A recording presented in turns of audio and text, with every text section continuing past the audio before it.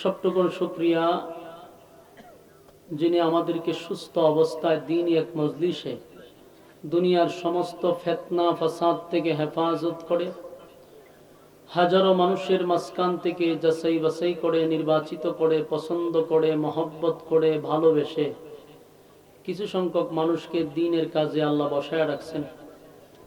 এই জন্য সর্বপ্রথম শুকরিয়া আদায় করছি আলহামদুলিল্লাহ। লক্ষ কোটি দুরুদ এবং সালাম আল্লাহর সৃষ্টির প্রধান আকর্ষণ জনাবে মুহাম্মদুর রাসূলুল্লাহ সাল্লাল্লাহু আলাইহি ওয়াসাল্লামের উপর।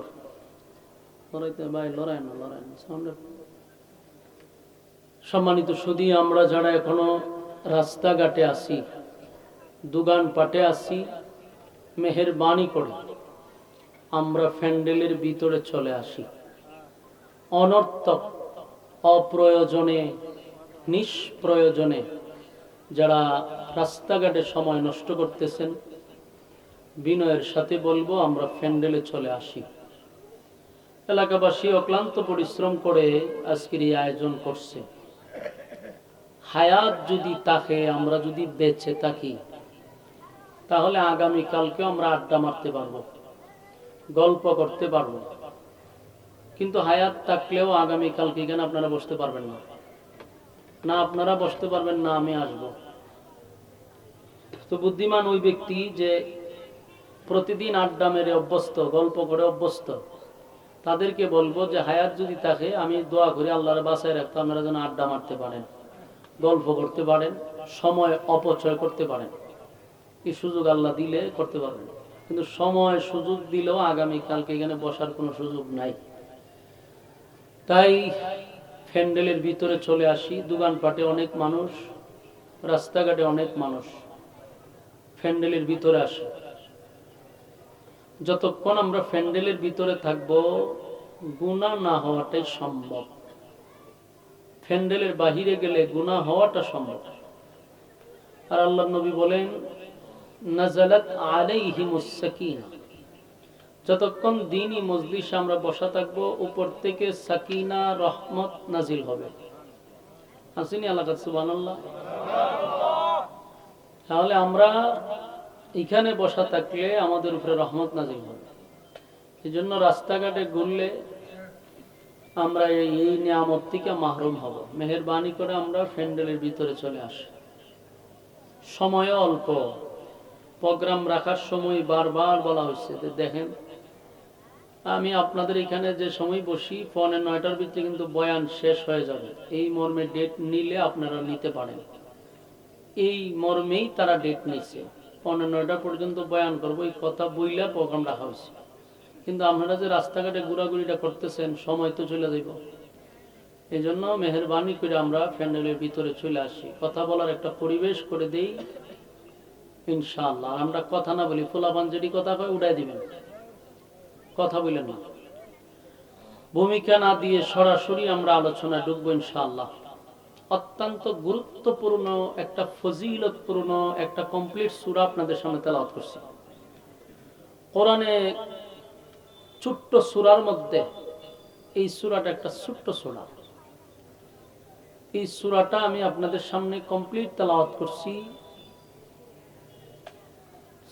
কোরআনের দুইটা সূরা, এর মধ্যে একটা সূরা কাউসার আর একটা হলো সূরা ইখলাস।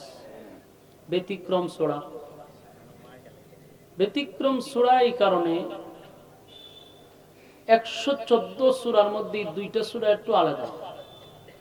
বাকি 112টা সূরার মধ্যে দেখবেন এক সাবজেক্টে কোনো আলোচনা নাই। প্রাসঙ্গিক বহু আলোচনা থাকে একটা সূরার ভিতরে, কিন্তু মাত্র দুইটা সূরা এক সাবজেক্টে শেষ। সূরা কাউসার এটা শান রাসূল সাল্লাল্লাহু আলাইহি সাল্লাম, রাসূলের শান মান মর্যাদা নিয়ে একটা সাবজেক্টে আলোচনা। আর সূরা ইখলাস হলো শান ইলাহি, আল্লাহর শান মান মর্যাদা সম্পর্কে একটা সাবজেক্টে আলোচনা। সূরাটা ছোট, 4টা আয়াতি সূরাটা কমপ্লিট, কিন্তু এটার আলোচনা ব্যাপক, ফজিলত ব্যাপক, প্রচুর ফজিলতি সূরা। সূরাটা নাজিল হয়েছে রাসূলের হিজরতের আগে, মক্কাতুল মুকাররমায় নাজিল হয়েছে। নাজিল হওয়ারও একটা কারণ ছিল।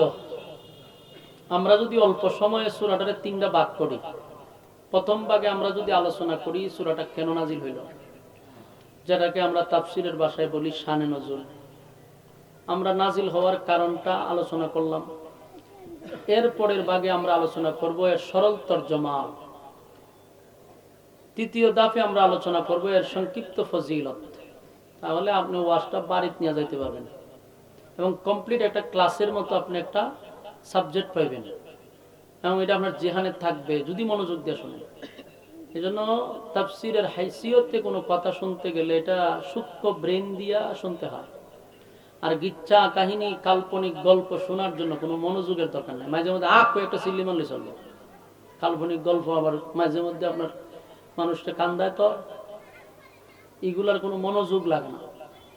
কিন্তু কোরআন থেকে কথা শুনতে গেলে আপনার পয়েন্টগুলা জায়গায় জায়গায় আপনার মাথায় ঢুকাইতে হবে। তাহলে আপনার কাছে এটা মনে হবে যে আজকে একটা ক্লাসে বসছিলাম, ভালো লাগবে।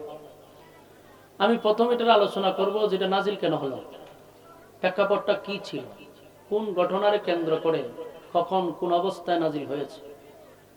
রাসূল আরবি সাল্লাল্লাহু আলাইহি সাল্লামের প্রথম ইসলামের প্রথম দিক দিয়া যখন একত্ববাদী খোদার দাওয়াত দিতেছিল, এক আল্লাহর দাওয়াত মানুষের কাছে পৌঁছাইতেছিল, যেই সমাজে উনি কালেমার দাওয়াত দিচ্ছিল ওই সমাজে বহুরূপী মানুষ বসবাস করত,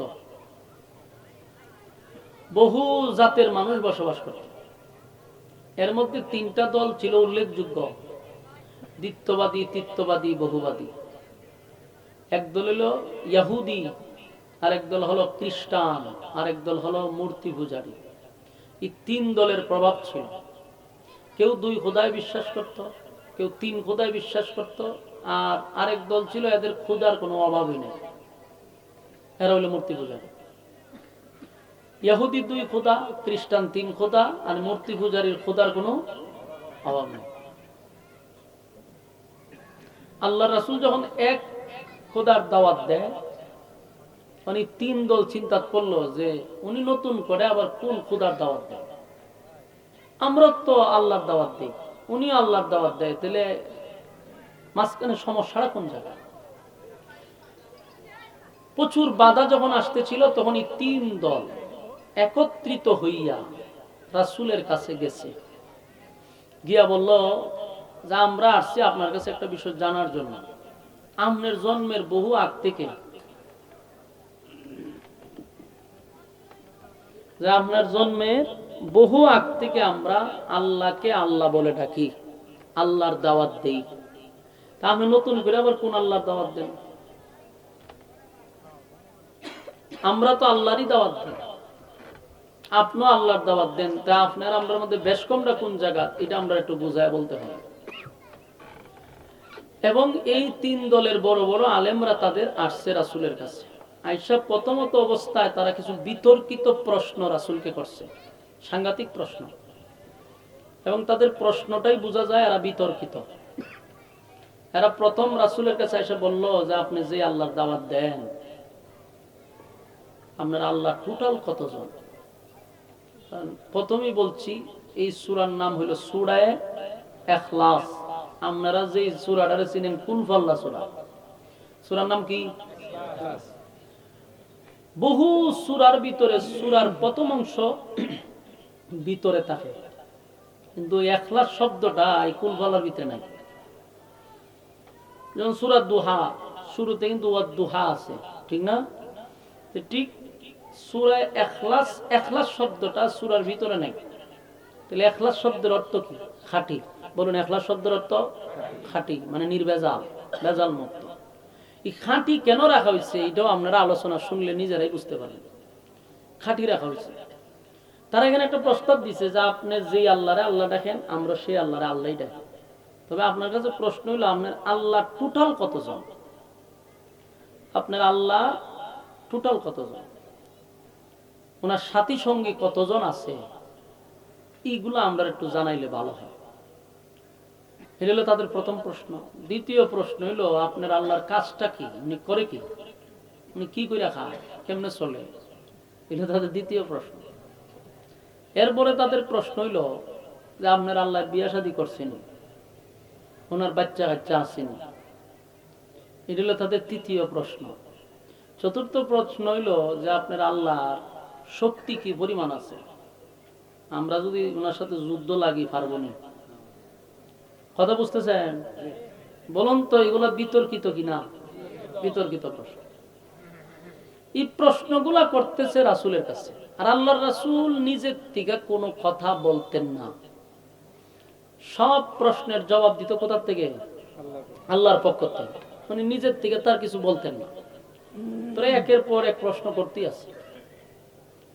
এদের বিতর্কিত প্রশ্নের জবাব দিতে গিয়া আল্লাহ এই ঘটনার কেন্দ্র করে রব্বে কারীম সূরা ইখলাস নাজিল করে। বুঝুননি আপনারা?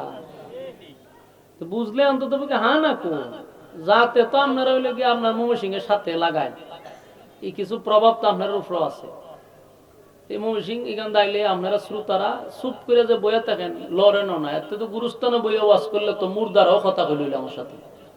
না আপনারা যে একটা বাপ ধরছেন না মরা না জিতা, মাঝে মধ্যে একটু বুঝাইতে হয় যে হুজুর আমরা জিন্দা আছি। আমি তো ওয়াজ করতেছি একলা আল্লাহ কথা বলে চলবো। ক্লাসে যারা পড়ায় ছাত্র যদি কথা না হয়, উস্তাদে একা একা পড়াইলে মন চায় পড়াইতো না, ফিডাইতে মন চায়। আপনারা তখন ফিডাই পারতাম না। এখন ছাত্র হইলে তো ফিডা নিজে লইলে উজুরা ফিডা কেটে কথা ক সবক দিয়ে দিছি বুঝছত নি, হয় বুঝছি, নাহলে তো ফিডানি শুরু করে। এখন আপনারা যদি কথা না কন তখন আমি কেমনে ওয়াজ করবো? কন তো হ্যাঁ হু ঠিক বেঠিক এটি বলতে হয়। এই জন্য চিনুন এটি কন যে কতলা দিন ধরে ওয়াজ হইতে শিখেন না কেটে। এই এদের বিতর্কিত প্রশ্নের জবাবে আল্লাহ এই মর্মেই সূরা ইখলাস কুল আল্লাহ সূরা নাজিল করছে। এটারে কয় শানে নজুল। তাহলে আমরা সূরাটারে কয় ভাগ করছিলাম? কয় ভাগের আলোচনা হয়েছে? এক ভাগের আলোচনা শেষ। বলতেন নাজিল হওয়ার কারণটা কেন নাজিল হইল, কোন প্রেক্ষাপটে, এই অবস্থানটা আপনারা বললাম। সেই এদের বিতর্কিত প্রশ্নের জবাব দিবার লেগে আল্লাহ সূরা ইখলাস নাজিল করছে। তাহলে আমরা পাইলাম নাজিলের কারণ। এখন আসুন তাদের প্রশ্নের জবাবে আল্লাহ সূরার ভিতরে কি বলছে আমরা দ্বিতীয় দাফে আলোচনা করব। এর সরল তরজমা আল্লাহ তখন নাজিল করে বলে